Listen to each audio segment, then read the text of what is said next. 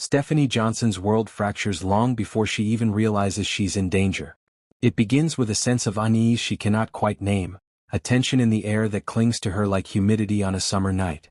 4 days she has carried the weight of emotional exhaustion, her heart tangled between what she felt for Chad, what she tried to feel for Harris, and what she pretended she no longer cared about. Her family has been dealing with one crisis after another. Salem itself feels like it's holding its breath. Yet Stephanie keeps pushing forward, believing she can outrun the shadows closing in around her. She leaves the square late in the evening after a conversation that drains the last bit of strength she has left. The streets are quiet, the kind of quiet that should be peaceful but instead feels unnatural. She steps toward a bench to answer a call, brushing a strand of hair away from her face, thinking only about getting home to rest. Her entire future shifts in the seconds that follow. A soft scuff behind her becomes a blur of movement. Hands she doesn't recognize grab her from behind. Her breath is stolen by a cloth soaked in something sharp and chemical. She tries to fight, clawing at the air, reaching for her phone, but her knees buckle and her body goes limp. The world dissolves into darkness. The woman who has fought her way through heartbreak, through family tragedy, through complicated love, suddenly becomes nothing but a silent figure disappearing into a van. When she wakes, she is surrounded by darkness. Her wrists ache from the restraints digging into her skin. Her throat is dry. The steady hum of the engine vibrates beneath her, reminding her she is far from Salem, far from anyone who could help her.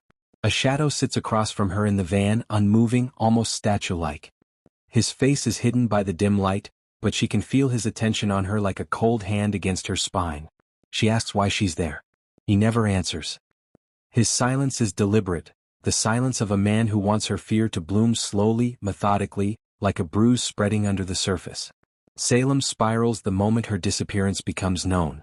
Chad feels the news hit him so violently he can hardly breathe.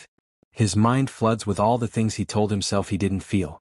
Every argument they had suddenly seems too trivial, every moment wasted becomes a wound. He tries to quiet the panic crawling through his chest, but the thought of Stephanie alone and terrified breaks through any control he pretends to have. This kidnapping forces him to confront the truth he avoided for months.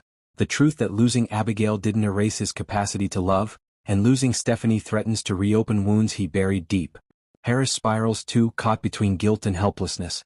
He knows enemies from his past still lurk in the dark corners of Salem's world. He fears one of them has now latched onto Stephanie as a weapon. Every step he took toward healing now feels like it has led Stephanie into danger she never deserved. The weight of responsibility crushes him.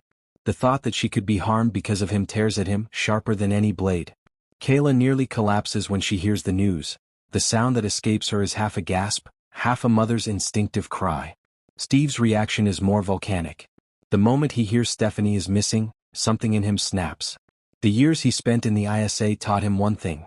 When someone takes your child, you don't wait, you strike. Steve makes calls he hoped he would never have to make again. Old contacts, old enemies, old ghosts suddenly become relevant.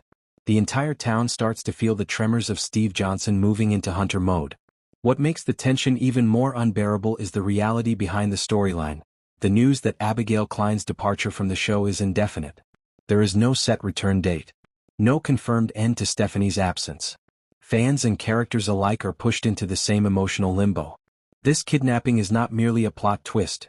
It becomes the doorway to an uncertain void, a storyline designed to let her vanish with no promise of when or even if she will reappear. The show leaves enough ambiguity to allow hope but enough darkness to make that hope fragile. Meanwhile, Stephanie is taken to an unknown location. The room is dim and cold, the air heavy with the scent of damp concrete. She is tied to a chair, her body stiff from the restraints, but her eyes burn with a mix of fear and defiance. She listens for footsteps, for voices, for anything that gives her a clue. She tries to stay calm, focusing on her father's voice in her mind telling her to breathe, to observe, to survive. Hours pass in agonizing silence, and she feels every second stretch across her like a wire pulled too tight. Finally, the door creaks open.